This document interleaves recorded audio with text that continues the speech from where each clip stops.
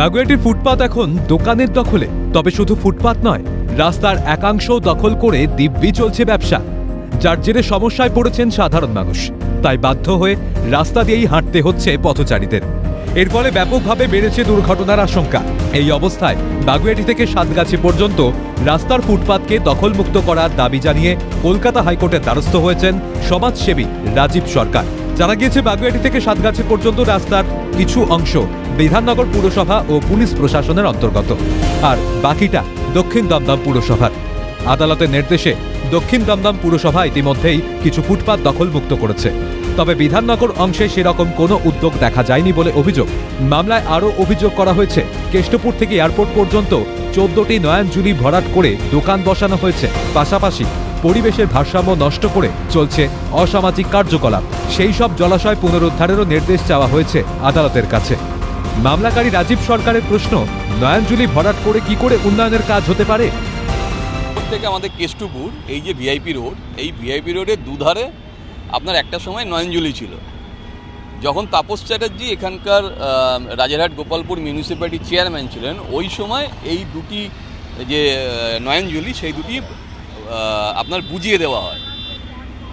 বর্তমানে আমরা চাইছি যে যেহেতু এলাকার জল সমস্যা, মানে জল যে বৃষ্টি হওয়ার পর যে জল বেরোয় না, অনেক জায়গায় জল আটকে যায়, এগুলো হচ্ছে এই নয়নজুলিগুলো ছিল তার প্রাণকেন্দ্র। সেই প্রাণকেন্দ্র বুঝিয়ে দেওয়া হয়েছে। এখন যেটা আমাদের বক্তব্য যে এই নয়নজুলিটাকে পুরো উদ্ধার করা, কারণ এই নয়নজুলি বুঝিয়ে দিয়ে বেআইনি পার্কিং, আড্ডাস্থল, ব্যবসাস্থল হয়ে উঠেছে, যেখানে সরকারের কোনো ইনকাম হয় না। আমাদের এলাকার বিধায়ক অদিতি মুন্সি এবং তার স্বামী দেবরাজ চক্রবর্তী, যে বিধাননগর মিউনিসিপ্যাল কর্পোরেশনের মেয়র ইন কাউন্সিল, সে এলাকার উন্নয়ন করতে চাইছে। আমরা সবাই তার সাথে আছি, তাকে আমরা চাইছি যে হ্যাঁ, সেও উন্নয়ন করুক, উন্নয়নটা খুব প্রয়োজন। সমস্যাটা, আমি একটা প্রশ্ন আপনাদের কাছে রাখতে চাইছি যে উনি যদি এই জায়গায় উন্নয়ন করেন, উন্নয়নটা উনি করবেন কি করে যদি জবরদখল হয়ে থাকে? যদি এই নয়নজুলি উদ্ধার না হয়, তাহলে এই যে রাস্তা ভিআইপি রোড, এটা তো স্টেট হাইওয়ে, তাহলে স্টেট হাইওয়ে দুধারে কি করে বিউটিফিকেশন হবে? কি করে আমরা হাইকোর্টের কাছে অর্ডার চাইছি যে যাতে নয়নজুলিকে ফিরিয়ে দেওয়া হয়। তাহলে যদি এইগুলো না ভাঙা হয়, যদি পুনরুদ্ধার না করা হয় নয়নজুলিকে, তাহলে দেবরাজ চক্রবর্তী কি করে উন্নয়নের কাজ করবেন? আমরা চাই দেবরাজ চক্রবর্তী যাতে পুরোপুরি উন্নয়নটাকে ভালো করে করতে পারে, তার জন্য তাকে আমরা সমর্থন জানাচ্ছি, সেই উন্নয়নের কাজ করুক। একই সঙ্গে আমি একজন যেহেতু নন পলিটিক্যাল সমাজকর্মী, আমি চাইছি এলাকার উন্নয়ন হোক। সেই উন্নয়নে আমি দেবরাজ চক্রবর্তীর কাজকে সমর্থন করেই মামলাটা করেছি। এইখানে এই সবগুলো যে হচ্ছে, এগুলো কি? এগুলো সম্পূর্ণ হচ্ছে মানে ব্যক্তিগত উদ্যোগে। এগুলো কিন্তু কখনোই এর উপরে আপনার এই ব্রিজ করার কথা নয়, কারণ এখনও এটা মামলা চলছে। তাহলে মামলা চলাকালীন এই যে এখানে ব্রিজ করছে, কি করে ব্রিজটা করতে পারে, এটা আমার মাথায় বোধগম্য হচ্ছে না। কারণ প্রশাসনের ব্যাপারটা আমরা জানি না, কারণ প্রশাসন, বিএমসি নিজে বলছে কোনো উত্তর দিচ্ছে না। হাইকোর্টে দাঁড়িয়ে তারা রিপোর্ট সাবমিট করতে পারছে না। তারা তাদের মানে সামনে প্রকাশ্যে কি করে এখানে একটা ব্রিজ হতে পারে? কারণ এটা তো এখন হাইকোর্টে মামলা, বিচারাধীন। তাহলে বিচারাধীন বিষয়ের উপরে কি করে ব্রিজ হতে পারে, এটা আমার বোধগম্য হচ্ছে না। হয়তো আগামী দিনে হাইকোর্টে তারা জবাব দেবে। হ্যাঁ, এটা বিউটিফিকেশন, এগুলো উন্নয়নের কাজ হচ্ছে। উন্নয়নের কাজ হোক, আমরা কখনো ইয়ে করি না, কিন্তু এই যে এখন নয়নজুলি নিয়ে হাইকোর্টে মামলা চলছে, তাহলে কি করে এখন এর উপরে ব্রিজ হতে পারে? তার স্পষ্ট বক্তব্য, স্থানীয় জনপ্রতিনিধিরা উন্নয়নের জন্য কাজ করতে চান, কিন্তু ফুটপাত দখলমুক্ত না হলে কোনো উন্নয়ন সম্ভব নয়। কলকাতা হাইকোর্টের প্রধান বিচারপতি অর্ডার দিয়েছিলেন যে এই পুরো এলাকার যে মেন রাস্তা, সেই রাস্তা আপ টু এয়ারপোর্ট থেকে কেষ্টপুর আর বাগুইআটি থেকে সাতগাছি, এই রাস্তাটা পুরো ক্লিয়ার করার জন্য সেই অর্ডারটাকে কমপ্লাই করেছে ব্যারাকপুর পুলিশ কমিশনারেট এবং সাউথ দমদম মিউনিসিপ্যালিটি। এই যে রাস্তা, এই ব্রিজটা ছিল আপনার একদম মানে দোকান ভর্তি। অর্ডারটা হওয়ার পরে সাউথ দমদম মিউনিসিপ্যালিটির চেয়ারম্যান কস্তুরী চৌধুরী এবং তার হাজব্যান্ড রাজীব চৌধুরী, তার এবং পুলিশ, ব্যারাকপুর পুলিশ, এরা সবাই মিলে যৌথভাবে পুরো এলাকাটা এখানটা পরিষ্কার করে দিয়েছে। আগে এখানে গাড়ি যেত না, গাড়ি প্রতিদিন এখানে অ্যাক্সিডেন্ট হতো, ব্রিজের উপরে অ্যাক্সিডেন্ট হতো, কারণ এখানে দোকান ছিল বলে। এই অ্যাক্সিডেন্টগুলো হতো, সেই অ্যাক্সিডেন্টগুলো আপনার এখানে এখন বন্ধ হয়ে গেছে।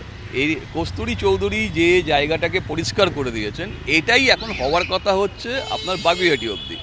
এই বাগুইহাটির দুধার এটাও হাইকোর্টের আন্ডারে রয়েছে। বিএমসি যেহেতু পার্ট, এটা এখন বিএমসির কাছ থেকে 2 সপ্তাহ বিএমসির সময় চেয়েছে। গত শুক্রবার দিন হিয়ারিংয়ে বিএমসির আইনজীবী দাঁড়িয়ে 2 সপ্তাহ সময় চেয়েছেন, তার মধ্যে তাদেরকে রিপোর্ট দিতে হবে যে এই রাস্তা কবে ক্লিয়ার হবে।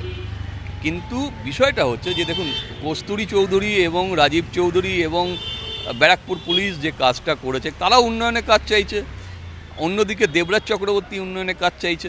আমরাও চাইছি, আমি একজন নন পলিটিক্যাল পার্সন, আমিও চাইছি যে উন্নয়নটা হোক, কারণ আমি এই মামলাকারী, তাহলে আমিও চাইছি এলাকার উন্নয়ন হোক।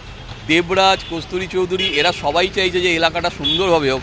কিন্তু যদি এইভাবে যদি রাস্তা আটকে রাখে, তাহলে কাদের জন্য হচ্ছে না? কাজের জন্য হচ্ছে না, এই প্রশ্নটা আমরাই জানতে চেয়েছি কোর্টের কাছে। কোর্ট 2 সপ্তাহের মধ্যে রিপোর্ট দিতে বলেছে, সেখানে জানা যাবে যে কেন বা কারা এইগুলোকে আটকাচ্ছে। কস্তুরী চৌধুরী এবং দেবরাজ চক্রবর্তী এবং রাজীব চৌধুরী, ওনাদের উন্নয়নের সঙ্গে আমি কাজ করছি, কিন্তু আমি পলিটিক্যাল লোক নই। তো আমাকে পলিটিক্যালের সাথে যদি, ওদের সাথে যদি আমাকে মিলিয়ে ফেলা হয়, তাহলে সেটা ভুল হবে, কারণ আমি আমার কাজটুকু করছি। অভিযোগ, এ নিয়ে মামলা দায়ের হতেই হুমকির মুখে পড়েছেন মামলাকারী রাজীব সরকার। সেই মামলাতেই কোর্ট একটা অর্ডার দিয়েছিল যে যে সমস্ত ইলিগাল এনক্রোচমেন্ট আছে, সেই সমস্ত ইলিগাল এনক্রোচমেন্টকে তুলে দিতে হবে। এবং ব্যারাকপুর পুলিশ কমিশনারেট এবং বিধাননগর পুলিশ কমিশনারেট এবং বিধাননগর মিউনিসিপ্যাল কর্পোরেশন সকলকেই হাইকোর্ট অর্ডার দিয়েছিল যে ইমিডিয়েট অ্যাকশন নিতে হবে এবং আপনারা দেখতে যাবেন না যে মামলা পেন্ডিং আছে কি নেই।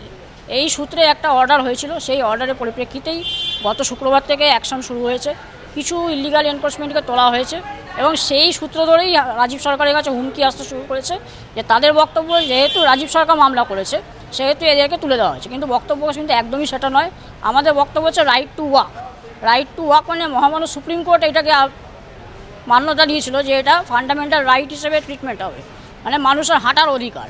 এই মানুষের হাঁটার অধিকারকে মান্যতা দেওয়ার জন্যই এই মামলা, যাতে এই ইলিগাল এনক্রোচমেন্টকে তুলে মানুষের হাঁটার জন্য হাঁটাযোগ্য বা রাস্তা তৈরি করা যায়, সেই সূত্র ধরেই মামলা। হুমকিটা দেওয়া হচ্ছে মূলত এই জন্যই যে যেহেতু এই ইলিগাল যারা এনক্রোচমেন্ট করে ব্যবসা বাণিজ্য করছিল, দোকান করেছিল এবং রাস্তা দখল করে ব্যবসা করছিল, তাদের হুমকির মুখে পড়তে হচ্ছে। হুমকি বলা হচ্ছে যে মামলা তুলে নিতে হবে, নাহলে তোমাকে বাড়ি ঘেরাও করব, তোমাকে মার্ডার করে দেবো, এই ধরনের হুমকি আসছে। খুনের হুমকিও আসছে। কোর্ট আমাদেরকে বলেছে আপনারা একটা নতুন করে অ্যাপ্লিকেশন করুন যে আপনাদের এই অভিযোগ হুমকি আসছে। আমরা কোর্টকে একটা সাপ্লিমেন্টারি এফিডেভিট আজকে ফাইল করেছি, ওনারা একটা মহামান্য আদালত সেটা অ্যাপ্রুভ করেছেন এবং উনি বলেছেন যে আপনারা একটা ফ্রেশ অ্যাপ্লিকেশন করুন, আমি তাহলে সেই মতন অর্ডার করব। আমরা সেটাই বলেছি, আমরা একটা ফ্রেশ অ্যাপ্লিকেশন করব আগামী বুধবারে, তাহলে আমরা হিয়ারিংয়ের একটা ডেট চেয়ে নিয়েছি, ওই ডেটে যাওয়া হবে। In the meantime what happened, আমার মক্কেলকে লাইফ থ্রেটনিং দেওয়া হচ্ছে, বাড়ি থেকে সে বেরোতে পারছে না এবং তাকে বলা হচ্ছে তার বাড়ি ঘেরাও করা হবে। তার বাড়িতে তার বৃদ্ধ কাকিমা থাকেন এবং উনি বাইরে বাইরে ঘুরে বেড়ান। তো সেহেতু বাড়ি ওনার নিজের জীবন তো বিপন্ন, ওনার ফ্যামিলি মেম্বার্সদেরও জীবন বিপন্ন এবং সরাসরি থ্রেট হুমকি উনি পাচ্ছেন যে যদি এই মামলা প্রত্যাহার না করা হয় তাহলে ওনার বাড়ি ঘেরাও করা হবে, ওনার কাকিমাকে দেখে নেওয়া হবে এবং ওনাকেও দেখে নেওয়া হবে রাস্তাঘাটে। এবং গতকাল রাত্রিবেলা উনি সেম একটা এরকম থ্রেটনিংয়ের মুখোমুখি হয়েছেন। তো এই অবস্থায় আমি অলওয়েজ আশা করব যাতে আমরা একটা অ্যাপ্লিকেশন আজকে আবার ফাইল করতে চলেছি কোর্টের কাছে ওনার সেফটি সিকিউরিটি এবং ওনার ফ্যামিলি মেম্বারের সেফটি সিকিউরিটির জন্য, যাতে ওনারা প্রপারলি ওনাদের এই ফান্ডামেন্টাল রাইটটা এক্সারসাইজ করতে পারেন। পিটিশনে আমরা দেখিয়েছি যে কীভাবে নর্দমা, ওপেন নর্দমাকে উন্নয়নের নামে ঢাকা দেওয়া হয় এবং তারপরে 7 দিন 10 দিনের মধ্যেই ওই ওপেন নর্দমাগুলোর অংশ বিশেষে পয়সা নিয়ে লোক বসানো হয় এবং মান্থলি ইনকাম সরকারি প্রচেষ্টায় চলে। আমরা একটা টার্ম খুব ইউজ করে থাকি, সরকারি উদাসীনতা। অ্যাকচুয়ালি এটা উদাসীনতা না, এটা স্বইচ্ছা এবং স্বপ্রচেষ্টা, স্বনির্ভরতার ঘুষ খাওয়ার প্রচেষ্টা। কারোর পুরো মানিটাই ব্ল্যাকের, এই বসানো বা তার থেকে মান্থলি যে ইনকাম এটা ব্ল্যাকের। তো সাধারণ মানুষ, রাজীববাবু যেমন এগিয়ে এসেছেন, সাধারণ মানুষ এগিয়ে এসে যতক্ষণ না সরকারের যে